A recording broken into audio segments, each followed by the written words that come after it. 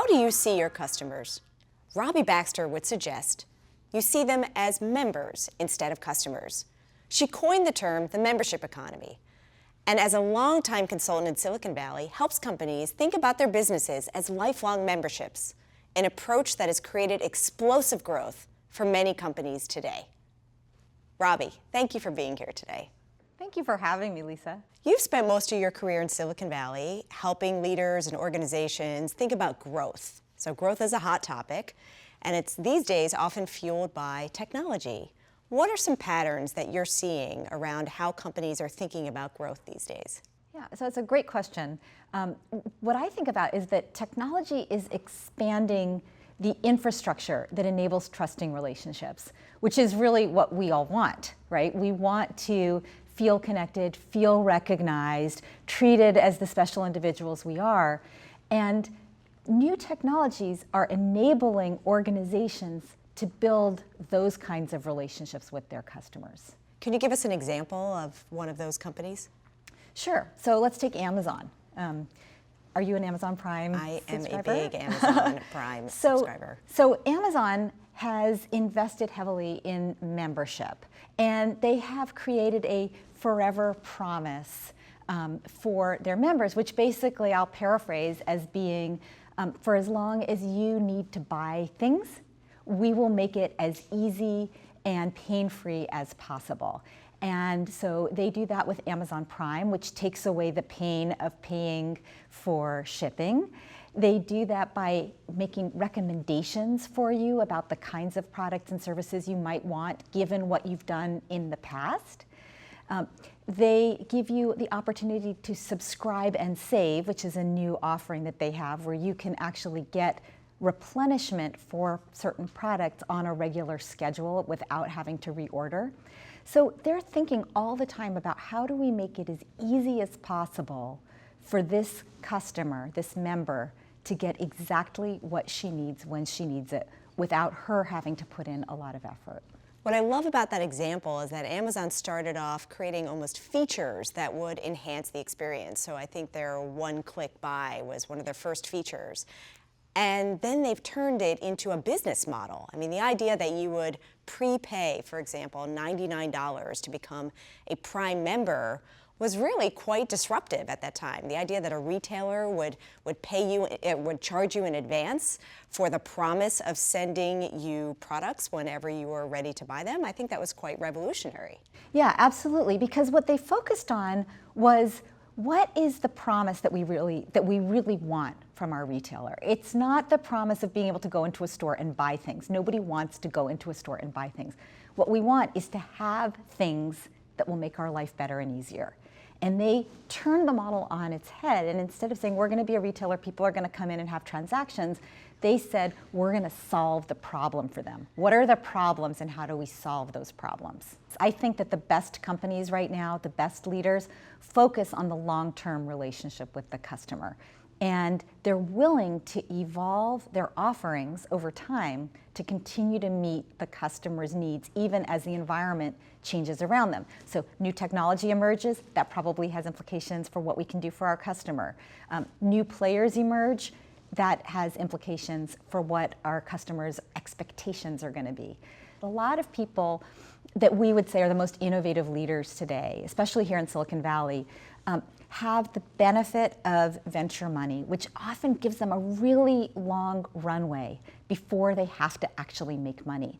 And that allows them to invest in that long-term relationship. They can think about, we're going to build eyeballs before we monetize eyeballs. I mean, I didn't even know monetize was a word 10 years ago.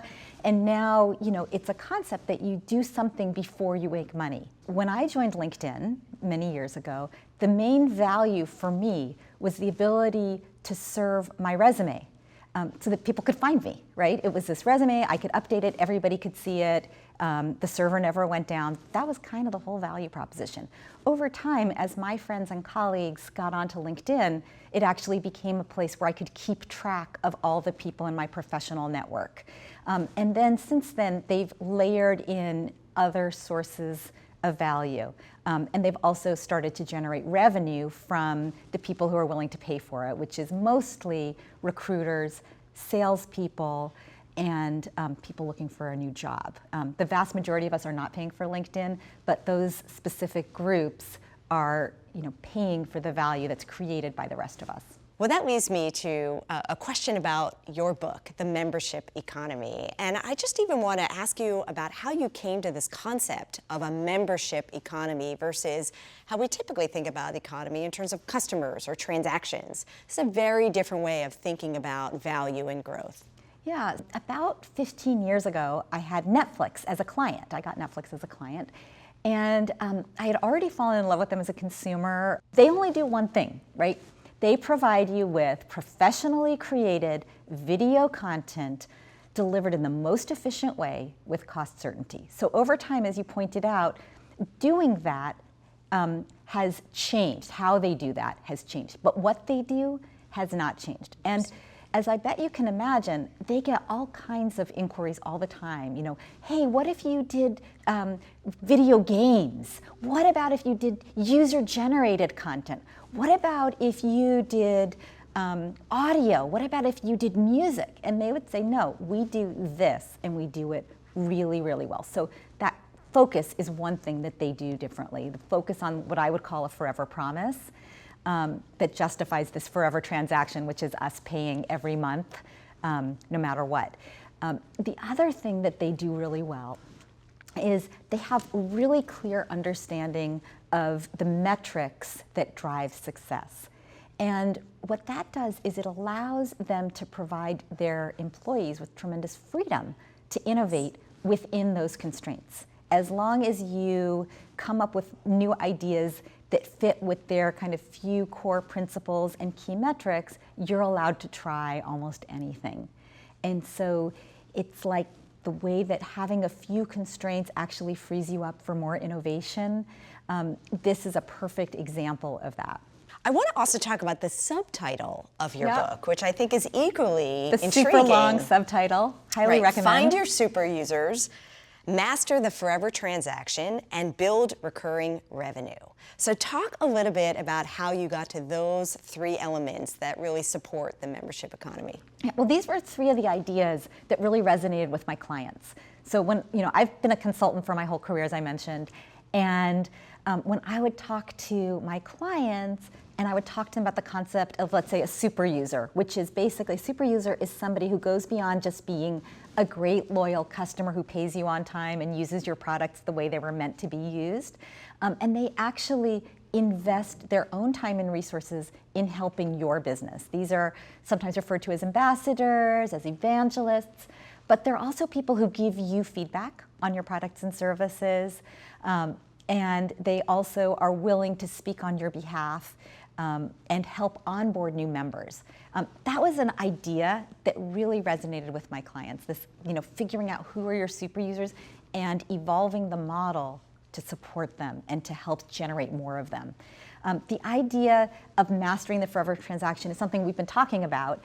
It's this idea of figuring out what is that forever promise and how do you create a transaction that delivers on it. It's the idea that instead of saying, I sell shoes, it's saying I help people feel confident in their professional life. And one of the ways I do that is by selling them shoes, but maybe it's also by selling them clothes, or maybe it's by selling them makeup, or maybe it's by having a service to do their makeup. It's allowing you to think more broadly about how to help the person you serve than being limited by the products that you've sold up until this point. And the last idea is build recurring revenue, because that's really what these organizations want to do. In fact, one thing that's been sort of interesting to me is that a lot of companies come to me and they say, we want to have a subscription model. We're a transactional business and we want to move to a subscription model. And I'll say, okay, great. Why?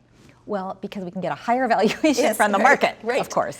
And I'll say, well, what's in it for the customer? And I get, that deer in the headlights, like, well, we didn't really think about the customer. They're not thinking about the customer, and the customer really has to be at the center of what they're doing. If you really want to build that recurring revenue and justify that forever transaction, you have to be thinking about what's in their long-term interest. Right, over time. One company that's caught my eye recently that I think is doing very well is Stitch Fix. Stitch Fix is an on-demand retail company that sends their customers a package of clothes every month or some period of time.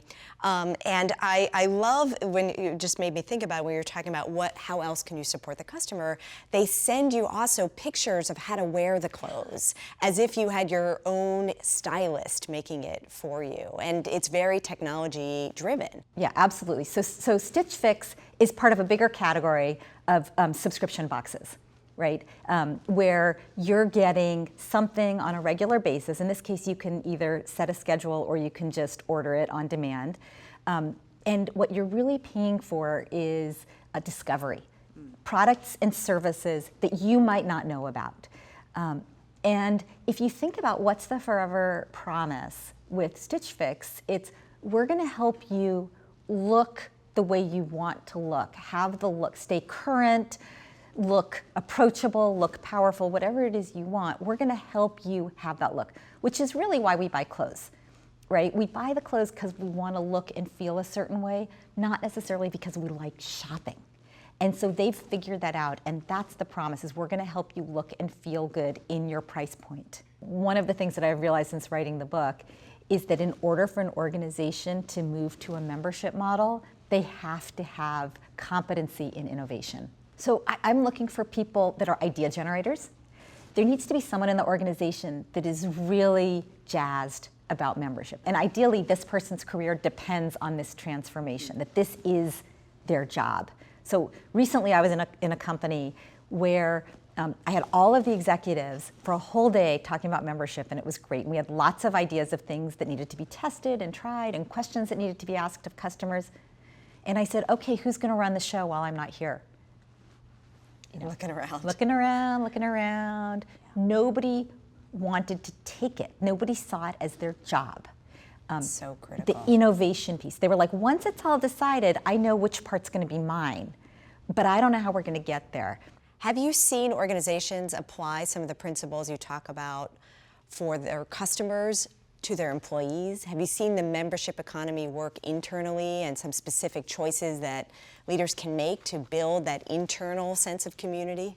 Yeah, absolutely. So the other day, I was talking to an HR professional about what's going on at her company, and she said the most interesting thing that's happened in HR in the last few years is the amount of time and money they're spending on marketing, because they're realizing that they have a value proposition, a forever promise for their employees. And they want to attract the right employees who buy into that forever promise because they want them to stay forever.